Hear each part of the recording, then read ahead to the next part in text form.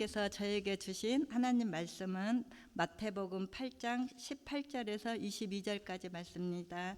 다 같이 봉독하겠습니다. 예수께서 무리가 자기를 에워싸는 것을 보시고 건너편으로 가기를 명하시니라. 한 서기관이 나와 예수께 아뢰되 선생님이여 어디로 가시든지 저는 따르리이다. 예수께서 이르시되 여우도 굴이 있고 공중의 새도 거처가 있으되 인자는 머리 둘 곳이 없다 하시더라. 제자 중에 또 한 사람이 이르되 주여 내가 먼저 가서 내 아버지를 장사하게 허락하옵소서. 예수께서 이르시되 죽은 자들이 그들의 죽은 자들을 장사하게 하고 너는 나를 따르라 하시니라. 아멘.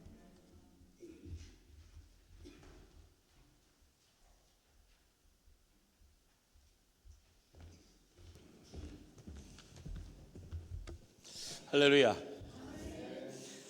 예, 먼저 귀한 간증 감사합니다. 참 3일 동안에 또 하나님께서 주시는 그런 큰 은혜를 함께 이렇게 나눌 수 있는 것, 이건 또 우리 집사님께서 또 앞으로의 삶에서 또 하나님께서 더 함께 해주신다는 그런 약속이라고 믿습니다.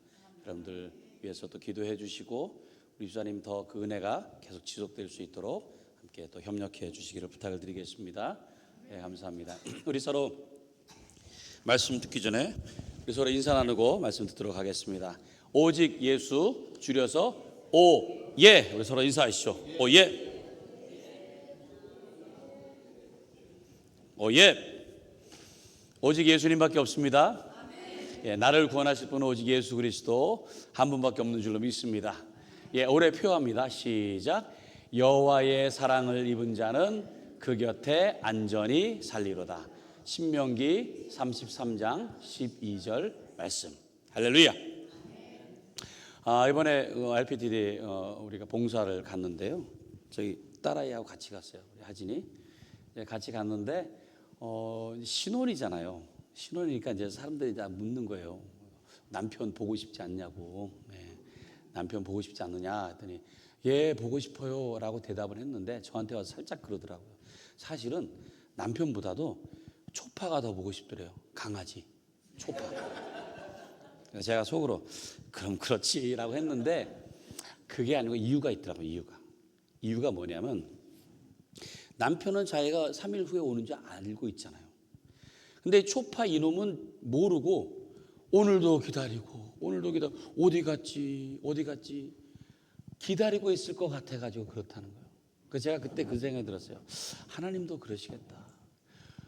하나님 마음, 뭔가 우리가 그 모르는 것 때문에 안타까우니까 그래서도 우리를 더 사랑하시고 더 아끼시지 않을까라는 하나님 마음이 생각이 들더라고요. 네. 오늘 말씀 예수님 가라사대 너는 나를 따르라 이렇게 말씀하시죠. 오늘 말씀 가운데에서도 그 마음, 하나님의 마음, 그 예수님의 마음, 그거를 제대로 알기를 원하시는 거예요. 제대로 알기를 원하시는 거예요. 그래서 제자들에게 예수님께서 사랑스럽게 가르쳐 주시는 그런 마음을 오늘 이 시간 함께 깨닫기를 원합니다. 자, 오늘 말씀을 보면은 예수님께서 참 변덕스럽다라는 그런 생각이 들어요. 왜냐하면 예수님을 따르겠다고 하는 제자에게는 나는 있을 곳도 없다라고 어떻게 보면 좀 거절하시는 것 같아요. 그리고 아버지 장례 지르고 와서 바로 따르겠다고 하니까 그런 사람에게 가지 말라고, 즉 뒤따라오라고. 그러니까 이거를 글자 그대로 보면은 좀 오해할 수밖에 없는 그런 말씀입니다. 그래서도 오늘은 이 말씀의 깊은 뜻을 우리가 잘 살펴보아야 됩니다. 자, 18절 먼저 볼까요? 18절. 예수께서 무리가 자기를 애워싸는 것을 보시고 건너편으로 가기를 명하시니라. 요즘 이 유튜브가 있잖아요. 유튜브가 이게 굉장히 영향력이 커가지고 이거는 그냥 동영상 채널이 아닙니다. 어찌 보면은 무슨 공영방송이나 언론보다도 더 큰 영향력이 있어요. 그래서 조회수가 많고 구독자 수가 많은 유튜버들은요 함부로 못해요. 뭐 인플루언서라는 그런 이름으로 불리면서 그 사람들은 어디 가도요 대접이 다릅니다. 대접이. 뭐 하나 그 사람들 눈에 잘못 보이면은 망하는 거고요. 잘 보이면 확 뜨는 거예요. 이게 굉장히 큰 영향이 있습니다. 그러다 보니까 요즘 아이들한테 장래 희망이 뭐냐 그러면 뭐 한다고 그래요? 유튜버 한다고 그래요. 유튜버. 왜? 돈도 돈이지만은 그 인기 때문에, 그 유명세 때문에. 그래서 요즘 아이들이 그런 거를 그 장래 희망으로 얘기를 한다 그래요. 그런데 사람들은 이렇게 인기를 얻고 유명세 얻는 걸 좋아하는데 예수님은 그러지 않으셨다는 거예요. 예수님은 사람들이 모여들면은 어떻게 하셨어요? 오히려 숨으셨어요. 피하셨어요. 왜 그러셨을까? 사람들로부터 얻는 인기는 복음을 전하는 데는 방해가 되기 때문에 그래요.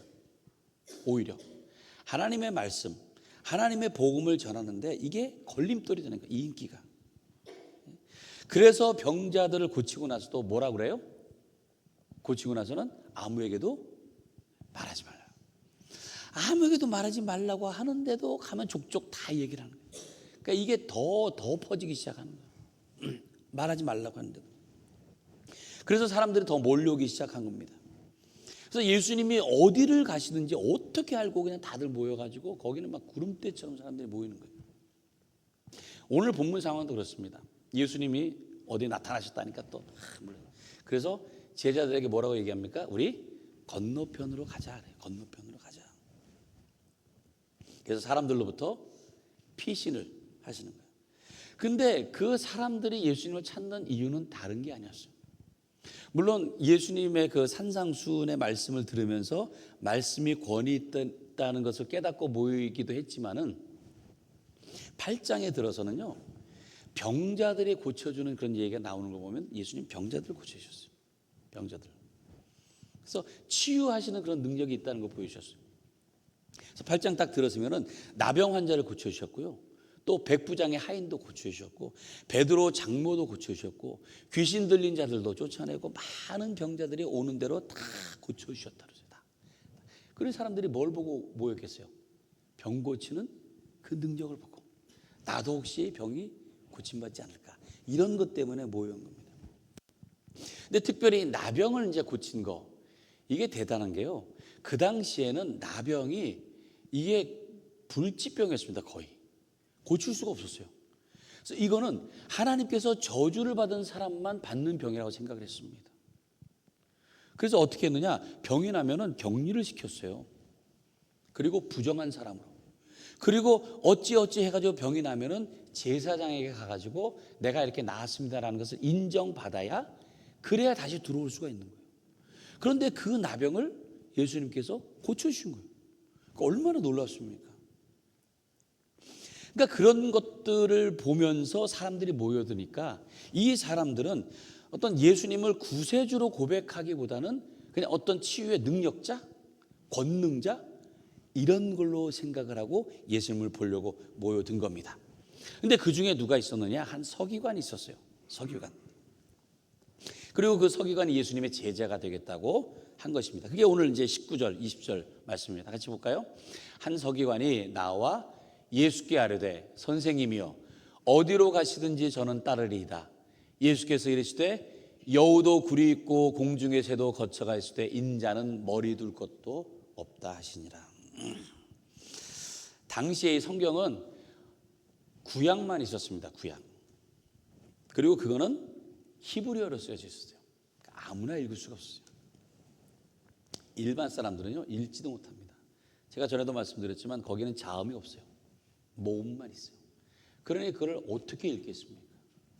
그러니까 그 서기관들은 그거를 읽기도 하고 또 써요. 써가지고 왜냐하면 지금처럼 프린트 이런 게 있는 게 아니니까 그걸 다 써가지고 계속 남겨야 됩니다. 그래서 그런 일들을 주로 하고 또 하나 뭘 했느냐? 해석하는 일을 했습니다. 해석하는 일. 그런 일들을 하는 것이 바로 서기관이에요. 그래서 백성들에게 존경을 받았다는 거예요. 그런 백성들 사이에서 권위 있는 사람이었다는 거예요. 서기관들이. 그런데 당시에 그 서기관들이 또 예수님을 굉장히 멸시하고 핍박을 했습니다. 왜냐하면은 서기관들이 볼 때 저 나사렛 출신 목수의 아들이 성경을 알면 뭘 안다고. 자기네들만큼 그렇게 아는 게 아닌데. 그런데 스스로 하나님의 아들이라고 저렇게 사람들을 몰고 다니니 얼마나 안 좋게 보였겠어요. 얼마나. 그러니까 어떻게 해서든 그 예수를 오히려 없애려고 하는 사람들 중에 하나가 이 서기관들이었습니다. 그런데 그 중에 한 사람이 이 서기관이 와서 예수님의 제자가 되겠다고 하는 것은 어찌 보면 말도 안 되는 상황이고 충격적인 그런 상황이에요. 그런 상황이 일어난 거예요. 그런데도 예수님께 와서 제자가 되고 싶다고 한 것을 보면은 이 사람은 그래도 겸손한 사람이고 어찌 보면 진실된 사람이라고 할 수 있어요. 만약에 그 서기관이 예수님의 제자가 됐다고 한번 해보세요. 제자가. 그러면 예수님의 영향이 어떻겠습니까? 야, 서기관 중에서 제자가 있어. 그러면 더 올라가겠죠. 그러면 복음을 전하는 게 더 수월할 수가 있어요. 야, 제자 중에 서기관이 있다더라. 더 수월할 수가 있습니다. 그런데 예수님께서는 그렇게 하잖아요. 그가 제자가 되겠습니다라고 했을 때 그 고백을 좋아하지 않은 것처럼 보여요. 사람들이요, 예수님 앞에 조금만 믿음을 보이고 조금만 따르겠다고만 해도 예수님 얼마나 기뻐하셨어요. 얼마죠. 근데 그것하고는 다른 것처럼 그렇게 보여요. 왜 그러셨을까요? 성경의 내용으로는 정확하게 그 이유를 알 수가 없어요. 그래서 우리가 여러 가지 것들을 함께 살펴봐야 됩니다. 자, 먼저 이 서기관이 하는 말을 좀 우리가 살펴봐야 돼요. 예수님 부를 때 뭐라 그랬죠? 뭐라 부르죠? 뭐라 불러요? 미스터 지저스 그래요? 뭐라 불렀어요? 선생님이라고 불렀어요. 선생님. 흔히 랍비나 스승을 부를 때 부르는 그 좀 극존칭의 말입니다. 선생님, 예의를 갖추고요, 존경을 가지고 부르는 말이지만 어디까지나 선생님이란 말은 주님 이상은 아니에요. 성경을 보면은 예수님을 부르는 호칭이 딱 둘이 나옵니다. 선생님 아니면 주님. 선생님이라고 부르는 사람들 말고 주님이라고 부르는 사람들이 있어요. 이 사람들은 성경을 다 살펴보면은 다 깊은 은혜를 깨달은 사람이고 결국은 변화받은 사람. 그런 사람들은 다 주님이라고 불러요. 그렇게 기록한 이유가 있습니다. 그러니까 이 사람은 뭐라고 부른 거예요? 주님이 아니라 선생님이라고 부른 것. 이거는 그분을 선생님 이상으로는 더 이상 생각하지 않았다는 것을 우리가 엿볼 수가 있다는 거예요.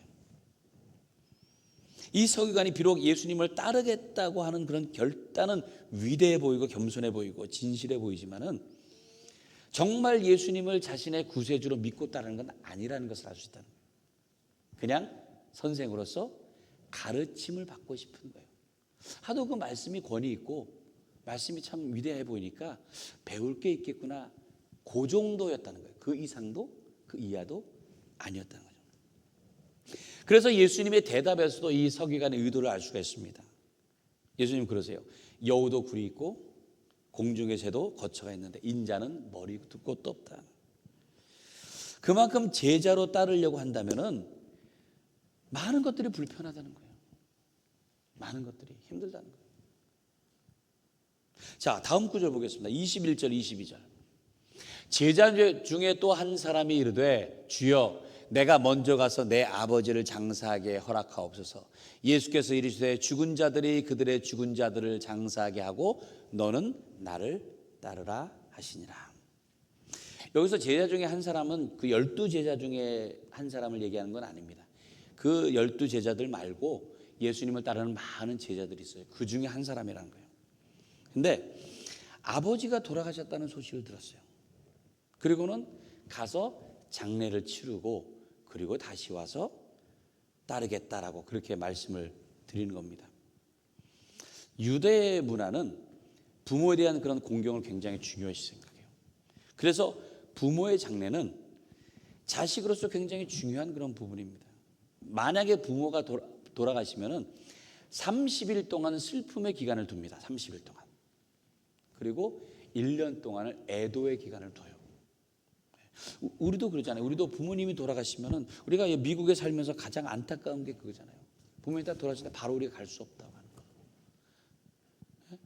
갈 수가 없다고 하는 거.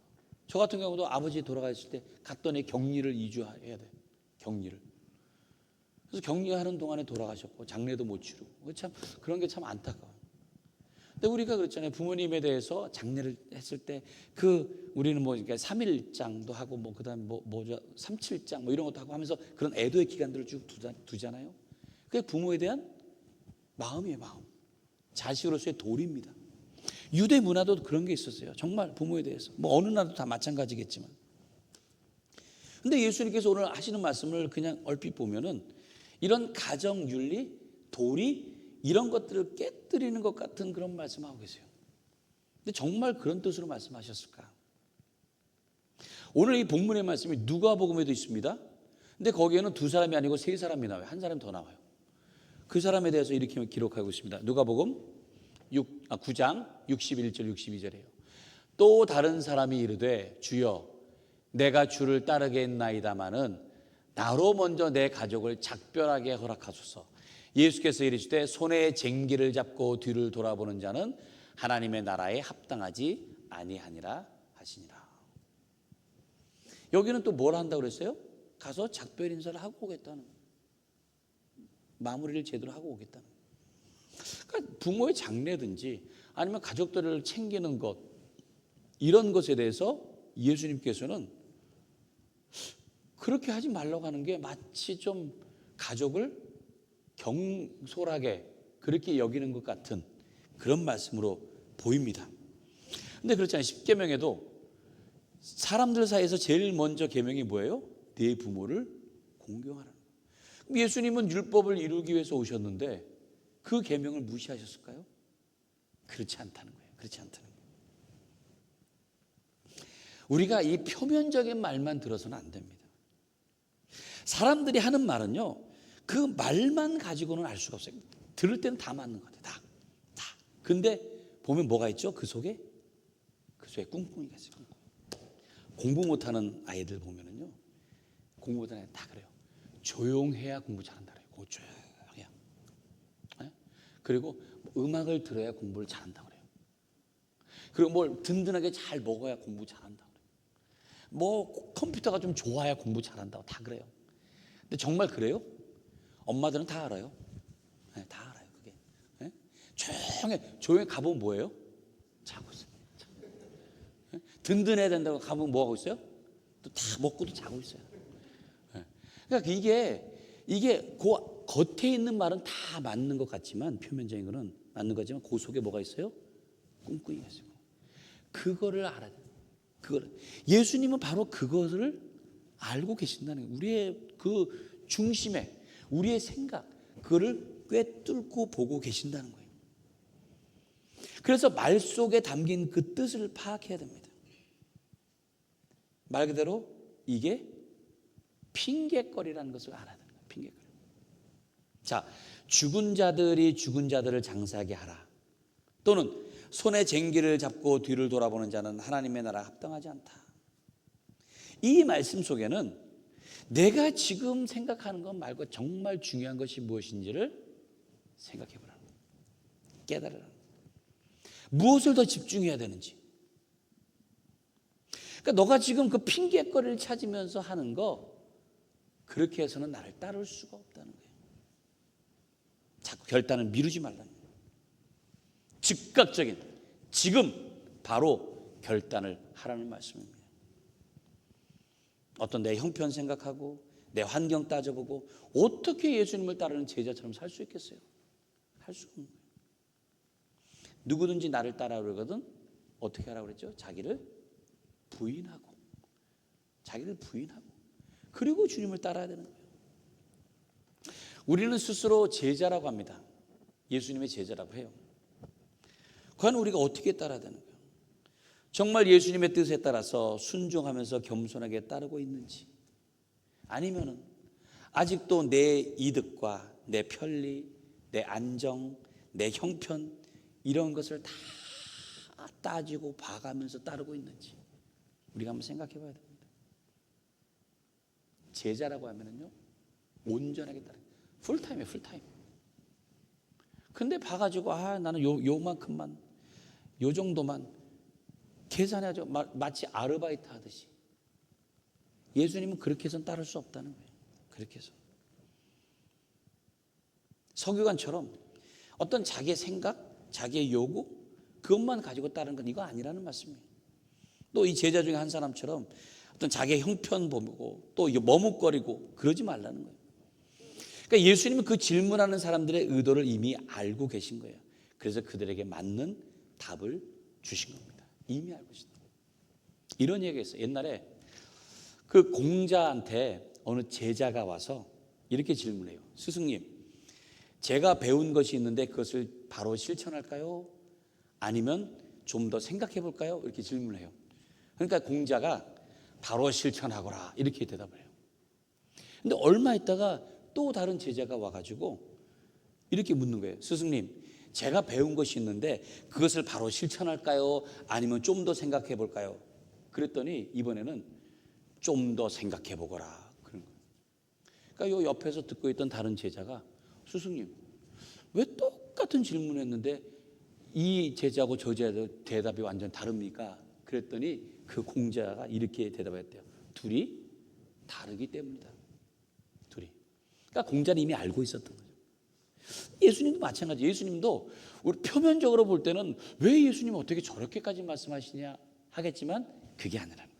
예수님은 그들에게 필요한 정확한 대답을 하고 계시는 거예요. 자기들의 조건, 형편 이런 것들이 그들의 핑계거리가 될 수밖에 없다고 하는 것을 이미 꿰뚫고 보고 계시는 거예요. 그래서 그들을 정말 사랑하는 마음으로 대답을 하시는 겁니다. 어찌 보면 그들이 몰라서 그런 게 아니에요. 외면하고 싶었던 거예요. 좀 피하고 싶었던 거예요. 그래서 그러지 말라고 말씀하시는 거예요. 꾸짖은 게 아니고 알아듣고 깨닫도록 지혜롭게 대답해 주시는 것을 믿으시기 바랍니다. 우리가 장차 예수님 앞에 섰을 때, 예수님 앞에 우리의 살아온 그런 그 삶에 대해서 예수님께서 무엇이라고 물으실까요? 무엇을? 무슨 질문을 하실까요? 너는 어느 교회를 다녔니? 뭐 이런 거 물으실까요? 너는 얼만큼 봉사를 했니? 너는 얼만큼 열심히 일했니? 그걸 물으실까요? 적어도 그거는 물으시지 않으실 거예요. 그런데 적어도 이것만큼은 물으시지 않으실까? 너는 내가 가르친 대로 살았니? 너는 내가 가르친 대로 살았니? 왜? 우리는 제자니까요. 제자. 근데 솔직히 부끄럽습니다. 예수님의 가르침은 분명해요. 성경을 보면은 분명합니다. 참 심플해요.